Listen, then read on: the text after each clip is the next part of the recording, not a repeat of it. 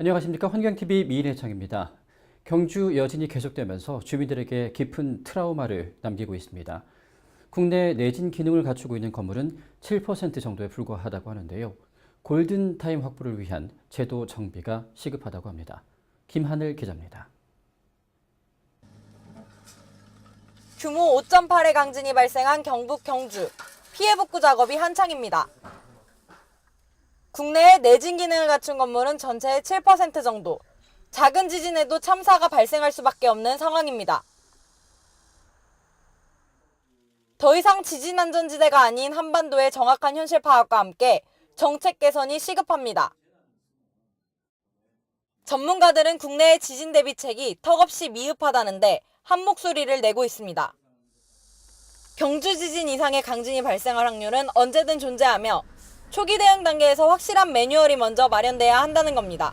물리적인 이제 피해에 대한 대비도 필요하지만은 경제에 대한 그 손상, 그리고 또 이제 주민들의 어떤 심리적인 그러한 건강, 이런 것을 고려해서 지진에 대한 이제 대비 목표를 세우는 게 이제 필요합니다.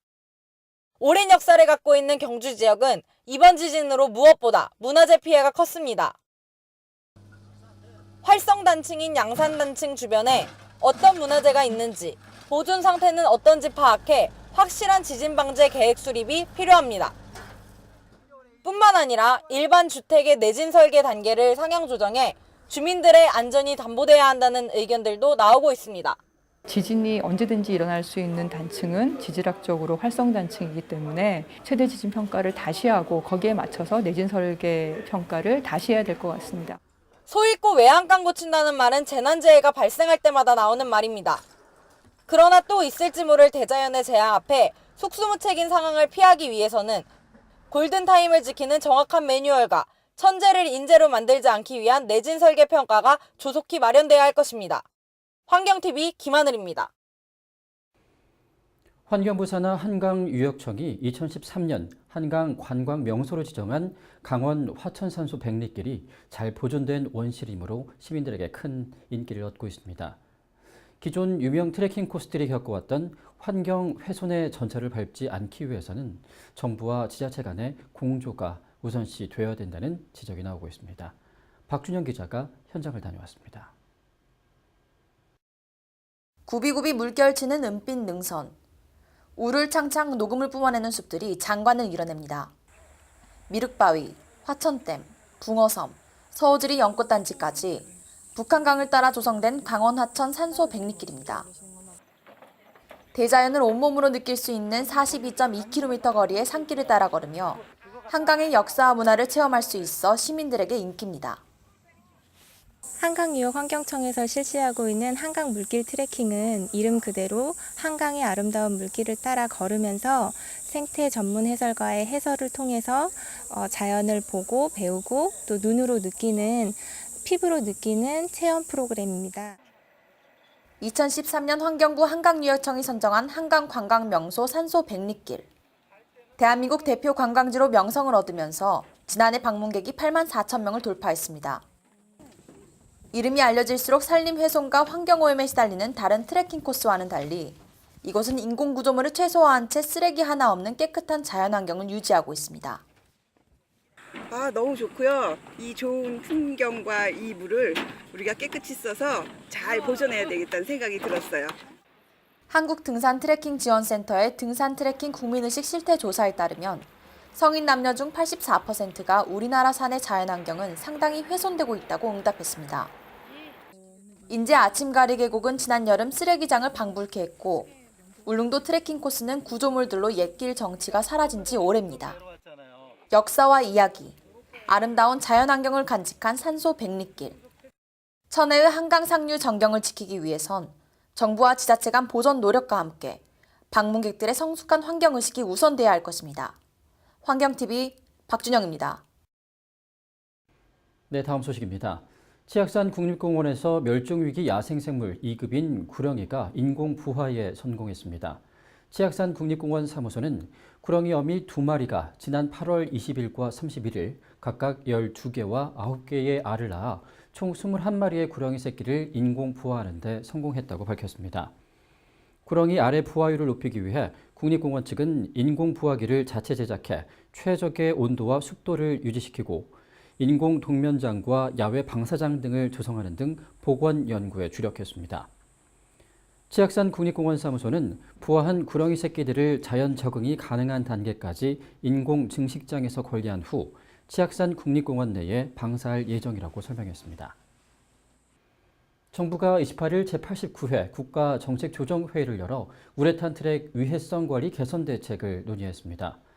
국내 초중 고등학교 운동장 우레탄 트랙 중 64%에서 납등 중금속이 기준치 이상 검출된 것으로 조사돼 안전성에 대한 우려가 커지고 있기 때문입니다. 정부는 유럽 어린이 제품 안전기준 등을 적용해 현행 KS 기준의 유해물질 관리 대상을 확대하고 공공체육시설 등 학교 이외의 시설에도 강화된 KS 기준을 적용하기로 했습니다. 또 강화된 KS 기준 등을 반영한 위해성 평가를 토대로 유해 우레탄 트랙에 대한 교체 우선 순위를 정하는 위해성 관리 가이드라인을 마련해 위해도가 큰 시설부터 우선 교체할 예정입니다. 윤현서 아나운서의 에코라이프 순서입니다. 재활용 기술의 국제적인 흐름을 확인할 수 있는 전시회가 열렸습니다. 쓰레기에서 재활용 폐기물을 분리해내는 로봇도 나왔다고 하는데요. 우리나라와 외국의 재활용 로봇, 그 성능을 직접 확인해 보시죠. 안녕하세요. 에코라이프 윤현서입니다. 저는 지금 국제자원순환산업전에 나와 있는데요. 환경보호, 사실 말은 쉽지만 실천하기 쉽지 않습니다. 재활용을 통해 대기 환경을 개선하고 자원순환사회로 전환하기 위한 방법들은 어떤 것이 있을까요? 지금 저와 함께 가보시죠. 우리나라와 미국, 독일, 일본 등 11개국 180여 개 업체가 참가한 국제자원순환산업전. 올해로 9회째를 맞이한 이번 전시회에서는 재활용과 재제조, 그리고 폐기물 관리 업체들이 최신 기술과 시스템을 선보여 다양한 볼거리를 제공했습니다. 특히 리사이클 산업의 가장 기초 분야에 해당되는 중대형 폐기물 리사이클 장비들이 눈부시게 첨단화되고 있다는 사실을 한눈에 알아볼 수 있었는데요.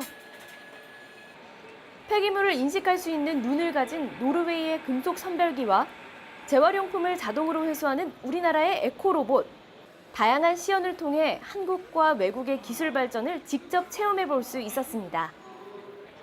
버리면 쓰레기, 활용하면 자원이 되는 생활 폐기물, 우리의 소중한 자원 처리 방식에 대한 변화를 느낄 수 있었던 의미 있는 시간들이었습니다. 이제 자원순환 사회로의 전환은 선택이 아닌 필수입니다. 죽어가는 지구를 되살리기 위해 자원을 아끼고 재처리하는 부가가치 창출 산업이 바로 우리의 미래를 책임질 창조 경제가 아닐까요? 지금까지 에코라이프 윤현서였습니다. 위클리 포커스입니다. 환경산업기술원이 국가연구개발사업 연구비 부정집행 기준을 알기 쉽게 설명하고 부당 사용을 사전에 예방하기 위한 사례집을 발간했습니다. 지난 2014년 인천세건에 불법 밀수돼 국립생태원에 맡겨진 국제적 멸종위기종 사막여우 한 쌍이 국립생태원 에코리움 사막관에서 새끼 2마리를 출산했습니다. 조경규 환경부 장관이 공사 현장 시찰과 아산시장, 주민대표 면담을 통해 아산 친환경 에너지타운의 성공적 조성을 위해 민관의 긴밀한 협력을 요청했습니다. 환경부가 생태관광에 대한 대중의 이해도 제고와 생태관광 활성화를 위해 10월 15일 내장산 국립공원에서 생태관광 페스티벌을 개최합니다. 뒤늦은 댐질 처방도 문제지만 잘못을 고칠 줄 모르는 것은 더 큰 죄입니다. 지진 안전지대라는 말만 믿고 나태했던 정부 스스로의 반성문과 함께 제대로 된 지진 대응 매뉴얼을 내놓아야 할 겁니다. 환경TV 미인혜창 여기서 마칩니다. 고맙습니다.